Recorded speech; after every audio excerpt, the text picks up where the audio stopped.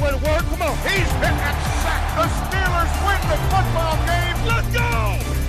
Come get it. You know what it is. This one is in the history books. Here we go. Welcome to the 84 Lumber Mike Tomlin Show. Hi everybody, welcome to the 84 Lumber Mike Tomlin Show. I'm Missy Matthews. The Steelers were hoping to repeat what they did against the Bengals earlier this season, but this past Sunday, they only were able to do that for the first 30 minutes of play. It was a disappointing finish for Pittsburgh and also a missed opportunity to stack wins for the first time this season. For more on the loss to Cincinnati, let's welcome in Bob Pompeani, who's with Coach Tomlin. Bob. All right, Missy, thank you very much. As we get set for a Monday Night Football game, the Steelers and the Colts. But before we do that, let's welcome in head coach Mike Tomlin with your thoughts about the last game. It's almost like a tale of two halves. How did it turn so differently at halftime? You know, they made the plays in the second half, but really it's more than just playmaking, because I think that doesn't describe what transpired sufficiently enough. I thought the field position component of play in the second half we didn't take advantage of. We had the ball on some short fields offensively, and you got to put points on the board. Whether it's a field goal, in one instance, we had the ball at midfield. We got a holding penalty that pushed us out of field goal range. We didn't get any points on that drive. We had another instance where TJ picked the ball off, and we had the ball in scoring territory, and we settled for a field goal there. When you got the short field, you got to capitalize. You got to complement the other side of the ball. We didn't do so. And the same thing really occurred on defense. In that midfield possession where we didn't score, where we got the holding call, we punted them down probably about the 8-9 yard line, and I think they put together a 91, 92 yard drive. And so the field position component of play is big. When you got it, you got to score. When you got them on the long field, you got to keep them on the long field. And I thought it was back and forth, and I thought that that's what created the break in the action that kind of put some distance between the two teams, the field position component. And then secondarily, just on defense, people going to move the ball from time to time. That's the state of today's game. But you got to make them settle for field goals. Their ability to score touchdowns and specifically to check down backs and things of that nature.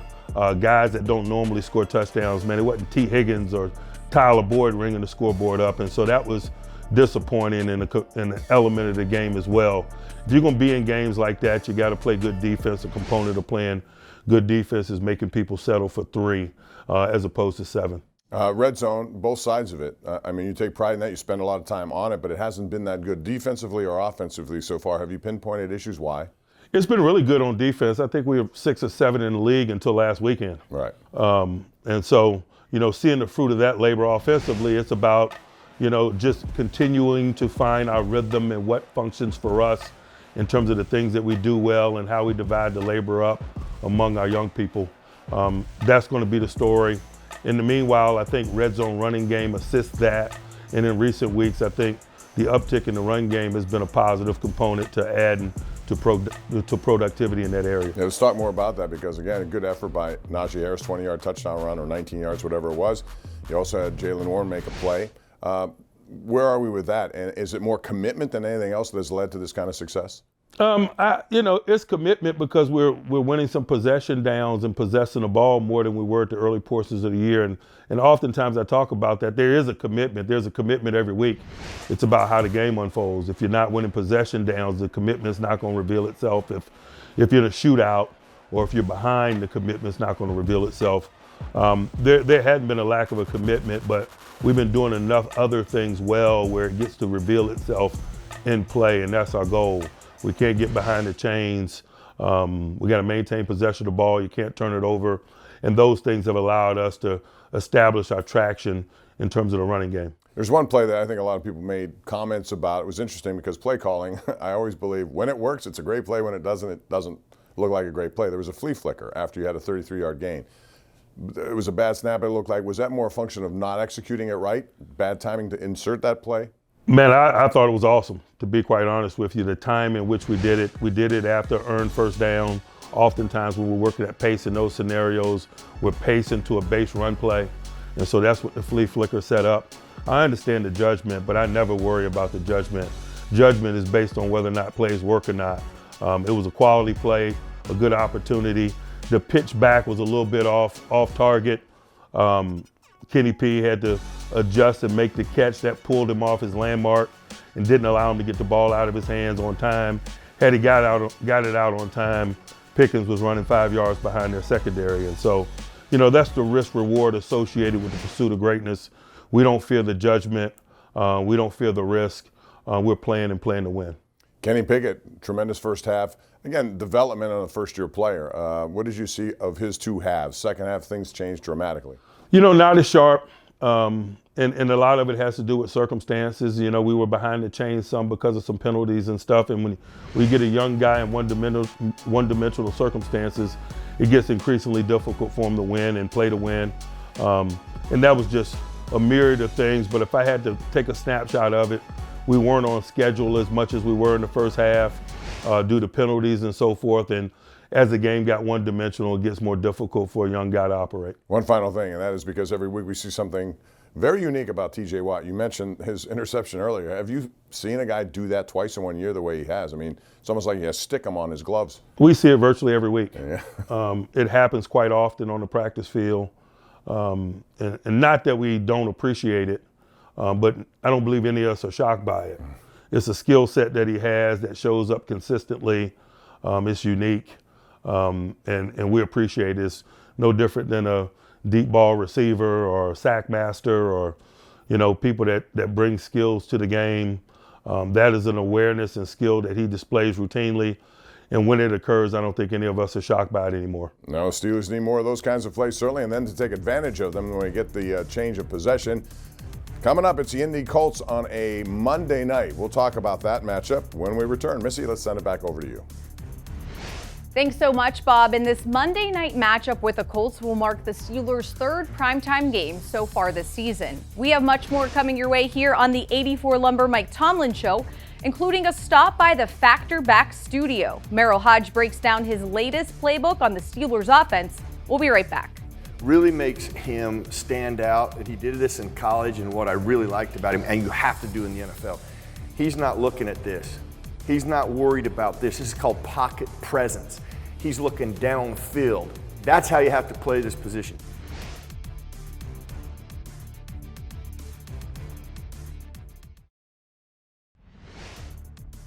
Welcome back to the 84 Lumber Mike Tomlin Show. Are you 84 Lumber material? Visit 84lumber.com/careers to learn more. Well, the Steelers won't have to deal with any iffy weather for their next two games as they'll be playing in domes. And their first stop is Lucas Oil Stadium for a Monday night matchup with the Colts, who have dropped 7 straight to Pittsburgh. For more on what to expect this time around, let's send it back over to Bob and Coach. Guys. All right, Missy, thanks very much. We're talking about the Indianapolis Colts, who have gone through a coaching change, a lot of change, actually. Coaches talk about Jeff Saturday comes with no experience as a college coach or pro coach, and yet he's the head coach of the Colts. Your thoughts about that? It was met with a lot of controversy. On a personal note, I know Jeff Saturday. I've met him over the years, just being in the business. He appears to be a charismatic and dynamic human, a football lover, a good communicator. He's got natural leadership skills.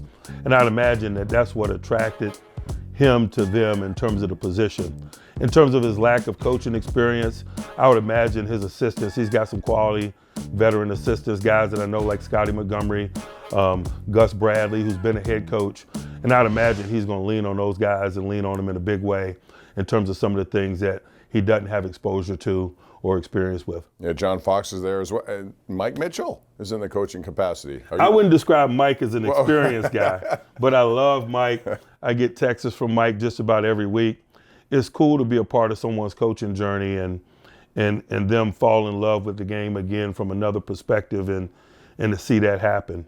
And we do. We communicate quite often because he is absolutely loving his coaching journey. Yeah, I'm sure he is, and he's going to learn a lot as he goes. This team normally runs through Jonathan Taylor. He's had an okay year, but certainly not by his standards. What have you seen from his game, and what concerns might you still have? He's dynamic. I'm really focusing on the block of games since Saturday has taken over. Him being a former offensive lineman, I know that there's going to be a commitment to establishing the run and winning the line of scrimmage. He ran for 147 2 weeks ago against the Raiders, and really that's why they won that game. There was a commitment to the run against Philadelphia. Although I think he only ran for 84 yards, he had 20-plus carries. And so we're anticipating a commitment to the run. He's going to be a central component of that. I would imagine that would be their mentality kind of moving forward for the remainder of the year. And that's going to be one of the imprints that a Jeff Saturday is going to put on their outfit.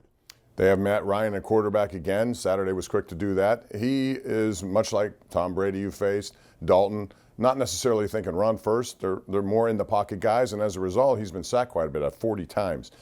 Do you use the same philosophy you used in those other games that you had against guys like that to try to neutralize them? Similar but different. We're familiar with Matty Ice. We've been in the stadium with him before. We got a lot of respect for him. His above-the-net game is elite. And that's what allows those guys to grow old gracefully. As they lose some physical skill, mobility, arm strength, etc., the decision-making component of his play, his intellectual game is what it's always been. It's elite, and that's why they have him in the lineup, and that's why we expect to see him on Monday. They've got some good playmakers on defense, and I've noticed in their games, they beat Kansas City this year, and they've been in a lot of games. You often talk about how fine line in this business of winning and losing. All it takes is a couple of plays, and they didn't make some of those in those losses. Yeah, Gus Bradley's a fundamentalist, man. This guy's been around this league. He's been a coordinator in multiple cities. His schematics are very sound. The front provides the wave that the rest of the guys ride. Every defense he's been a part of. Think about some of the defenses that he's coordinated. Jacksonville, when they had that dynamic front with Calais Campbell and so forth. That group in LA with Bosa and Melvin Ingram. And then most recently, that group in Vegas with Max Crosby and so forth. And so you should anticipate that. They got quality people up front. They got Kwity Paye. They got Yannick, who's been with him, I think, Gus, in about 3 different cities. Guys on the edge, and Buckner, I can't say enough about. Just a long and dynamic, very capable guy on the inside. Those guys provide the pressure, the wave, if you will, and the rest of the guys ride that wave. Colts are 4-6-1, the Steelers 3-7, in need of a win. It'll be a big Monday night matchup. When we come back, we'll hear from Mike Tomlin and his keys to the game. That's coming up shortly. Missy, back to you. Thanks, Bob. That sounds good. Last week, Indy kept it close with the Eagles and actually ended their streak of 14 straight games with at least 20 points. Coming up next, Merril Hoge draws up a playbook on the Steelers offense, who will have their hands full getting off to a fast start on Monday night. The Colts haven't allowed an opening possession score in 6 games. Now it's time for the Yinz Chat trivia question. Who holds the Steelers record for the longest reception versus the Colts? Martavis Bryant or Mike Wallace? We'll tell you after the break. Welcome back to the 84 Lumber Mike Tomlin Show. Are you 84 Lumber material? Visit 84lumber.com/careers to learn more. Your Yinz Chat trivia answer is Mike Wallace. Yinz Chat is the Steelers' official predictive and trivia game. Answer questions, make picks, and win prizes. Play Yinz Chat exclusively on the Steelers' official mobile app. Well, as is expected with a 3-7 football team, the Steelers have shown some good and some bad this season. The team's offense is young, and as Coach Tomlin said earlier this week, football is not a patient man's game. And that's why the speed at which they're gelling is not up to anyone's liking. This week in his playbook, Merril Hoge breaks down some big play capabilities the Steelers can continue to build on.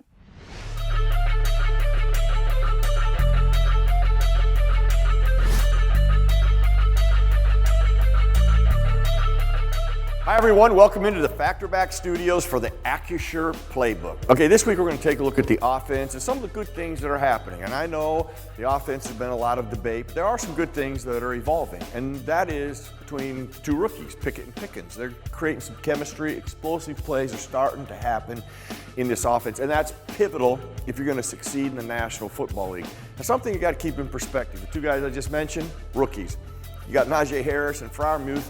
They're in their 2nd year, so there's not a lot of experience with the skilled players, but there is a chemistry being developed. Let's take a look at the 2 big plays they had against the Cincinnati Bengals. This is the very first one.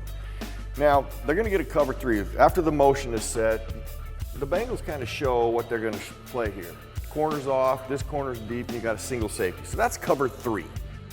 So it's a zone coverage. What the Steelers do to this is they run kind of like a post cross, and it's a really good design.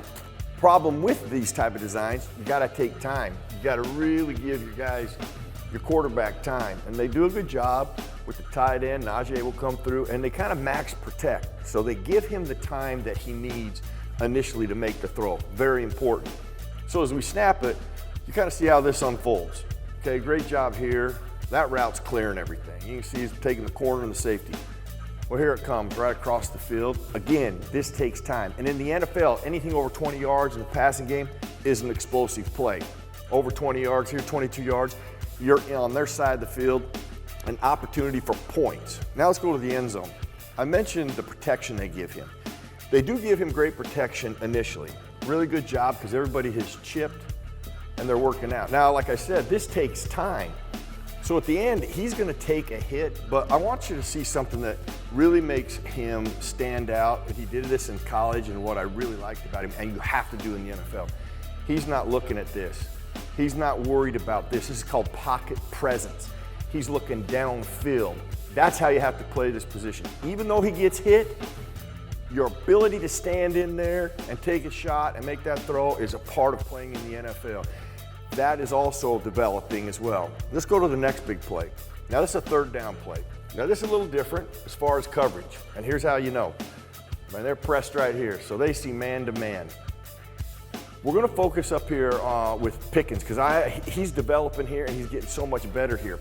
During the season, what he was doing at the line of scrimmage with man coverage is he's kind of working laterally like this. I want you to watch how he attacks the defender. That's how you win in man coverage. You threaten this guy, you get him on his heels. That's exactly what he does. Watch how he comes off the line of scrimmage, because this is really important. See how he threatens him?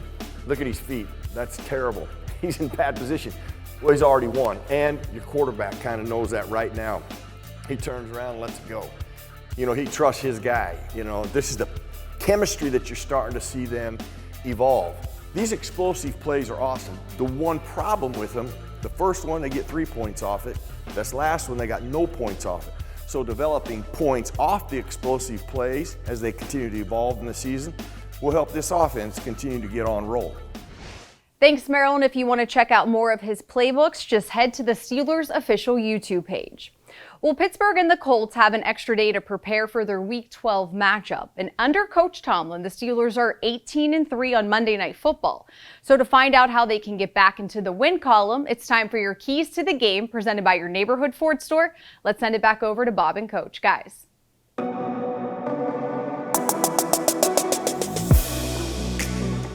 All right, Missy, thanks very much. So, Mike, let's talk about this game. Indianapolis has had some issues with protecting their quarterback, 40 sacks on the year. Does that give you an advantage going into this game, given your defense? You know, provided we don't let Jonathan Taylor control the game. And I just think that that is a significant component. If you got quarterback protection issues, that's where you start. You minimize the exposure to the defense. You minimize or you lessen the circumstances that they're exposed to the defense. You're in third and manageable as opposed to third and long. You minimize the third downs.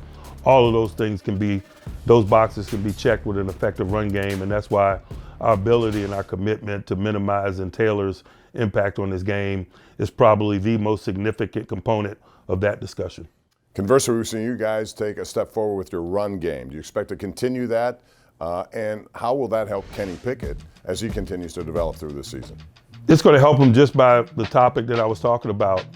The more you run it effectively, the less you expose a quarterback to a defense, and the more advantageous situations you expose him to the defense in.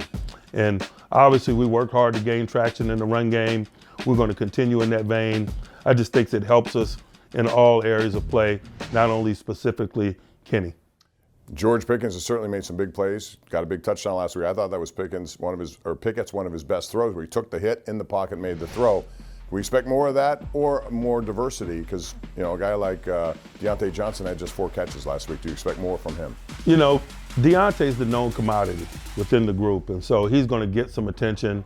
And then oftentimes that could create opportunities for others, whether it's Pickens or Pat Freiermuth had a big day. And so we're going to be smart. We're going to take what the defense gives us. We want to move the ball and stay on schedule. And I think when you have that attitude, you're more inclined to do what we desire to do, which is move the ball, ring up the scoreboard, and minimize negativity. Yeah, special teams in a game like this, 2 teams playing a lot of close games, is a big thing. We saw Presley Harvin with 2 good punts. It didn't result in what you wanted, but that and Steven Sims, has that special teams play been good so far in your estimation? We like what we've seen from Presley Harvin. He's done a really good job of helping us in the field positioning component of play, flipping the field, the red zone punting, keeping people on the long field. And we talked about how significant field positioning was in our last contest. I just think that when you're talking about a punter and a return man that's dynamic, it helps you and helps you in a big way. Our kickoff return game was a big positive last week, and that's probably a component of play that fans should watch increasingly, because we're getting into the latter part of the season now. Fatigue becomes a factor in terms of kicker leg strength. Weather becomes an issue. And so that component of the game is much more of a factor in December than it was in September, when everyone was fresh and the weather was nice. And we worked a lot at the kickoff return game.